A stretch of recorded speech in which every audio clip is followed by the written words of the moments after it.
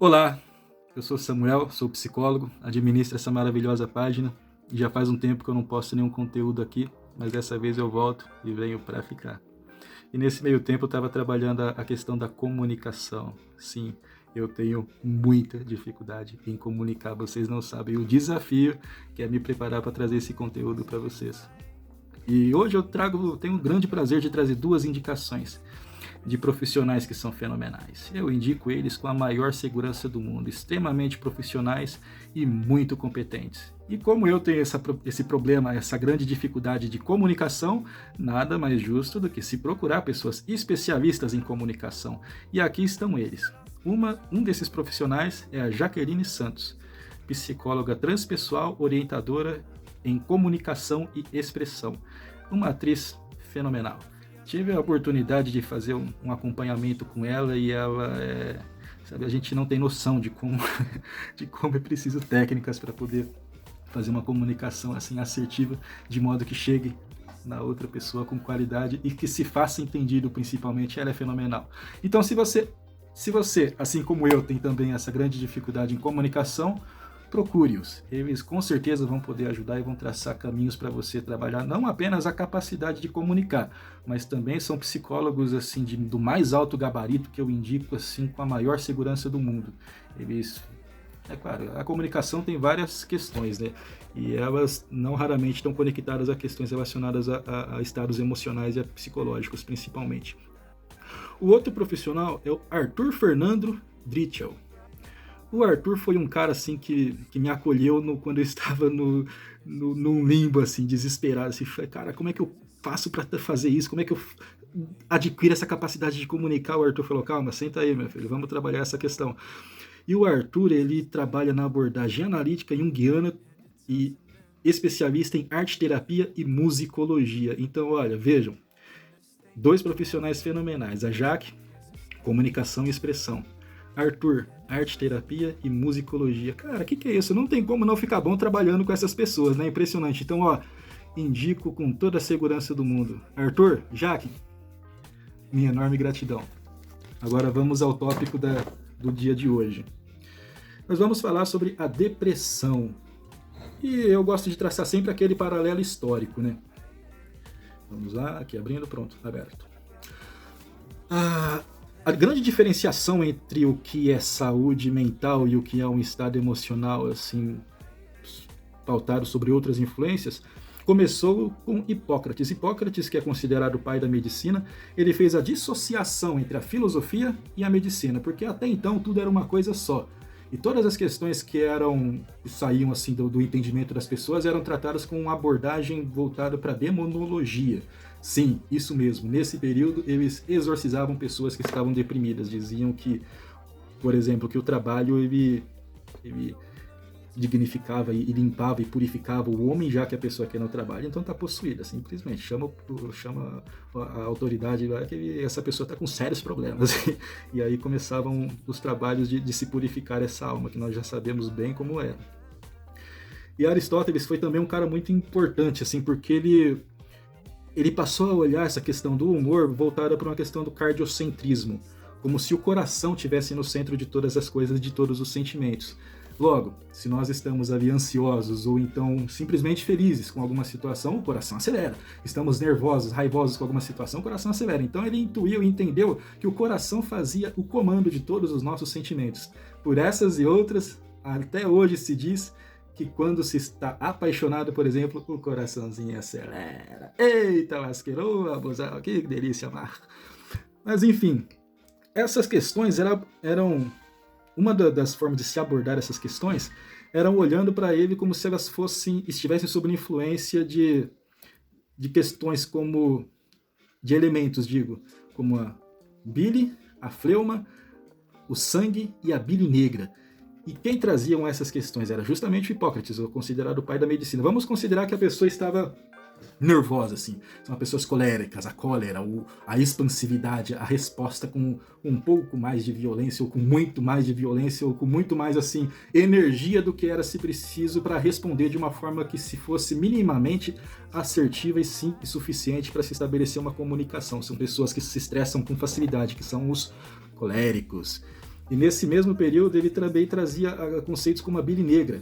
Dizia que pessoas que estavam deprimidas estavam com uma intoxicação dessa substância no cérebro, que de certa forma não está tão errado, só que esses conceitos aqui já caíram por terra, já não fazem mais parte quando se fala de anatomofisiologia, mas elas foram percussoras, elas foram essenciais para saber que dentro do nosso cérebro existem neurotransmissores que são capazes de balizar e de controlar nosso estado de humor. Olha que interessante, quando se está deprimido, por exemplo, em um estado mais profundo, se entra com uma medicação para poder auxiliar, junto com psicoterapia, o tratamento dessas questões que estão desorganizadas dentro do nosso cérebro, que podemos considerar como uma desorganização hormonal e que vai haver, vamos considerar assim, viciar nossos neurotransmissores que recapitam essas substâncias e faz com que o nosso corpo se expresse conforme essas substâncias estão em atividade dentro do nosso cérebro. E olha que interessante essa comunicação entre fleuma, bile, e eu não vou entrar em detalhes assim com mais profundidade para não tomar muito tempo. E aí, entre essas características, também tinham os sanguíneos, que eram também as pessoas que são coléricas, né? E os melancólicos, que são as acometidos pela bile negra, ou intoxicados pela bile negra. Né?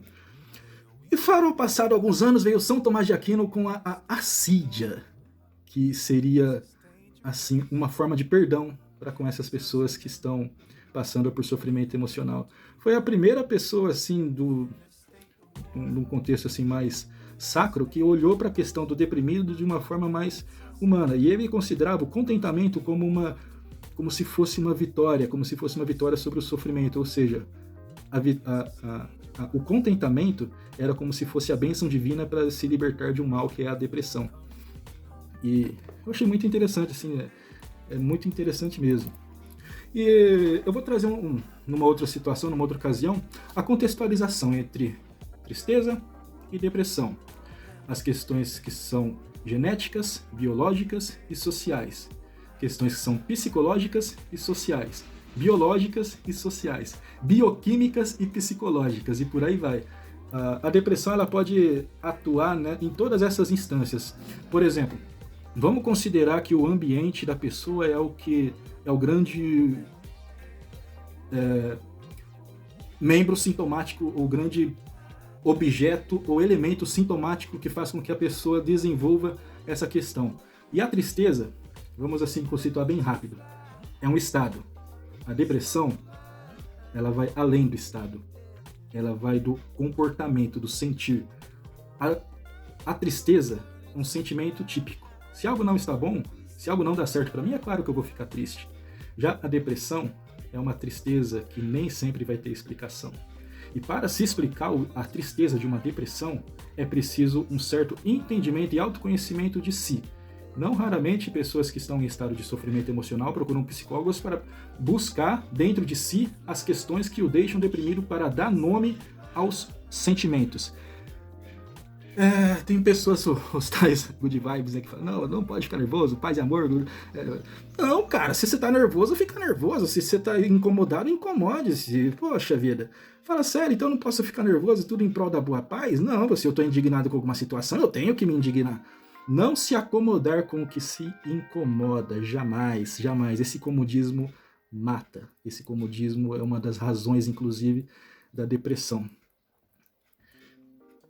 E aí nós trazemos uma questão muito séria relacionada à depressão, que quase sempre tem conexão assim com questões familiares, né?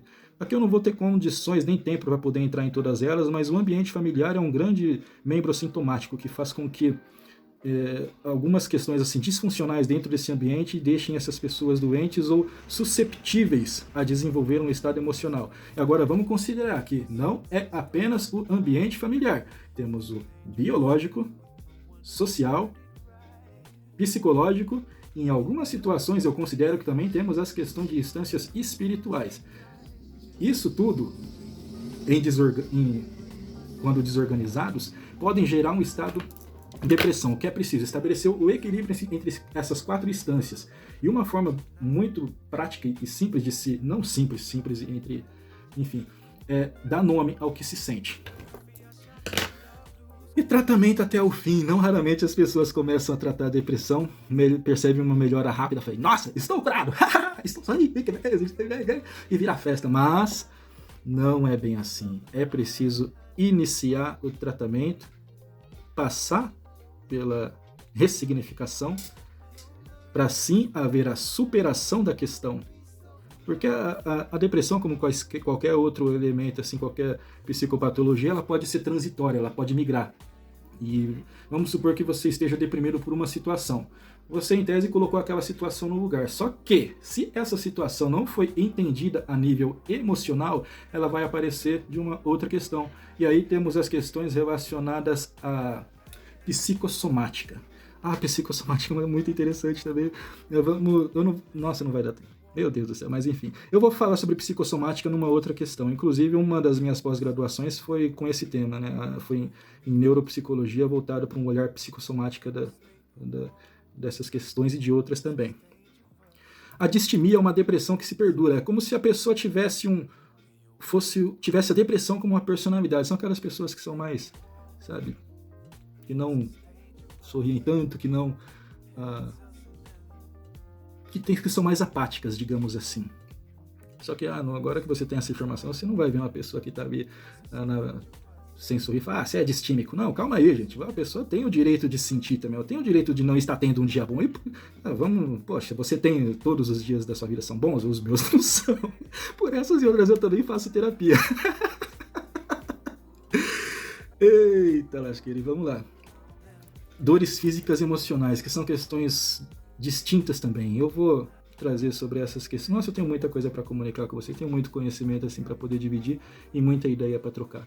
A dor física e a dor emocional foram inclusive tema do meu TCC de graduação, da psicologia no caso. E eu posso trazer essas questões assim que muito me agrada, eu sou suspeito de dizer. Mas pessoal, por hoje é isso. Espero que tenham gostado. Arthur, Jaque, a minha enorme gratidão e cuidem-se. Tudo de bom por aí.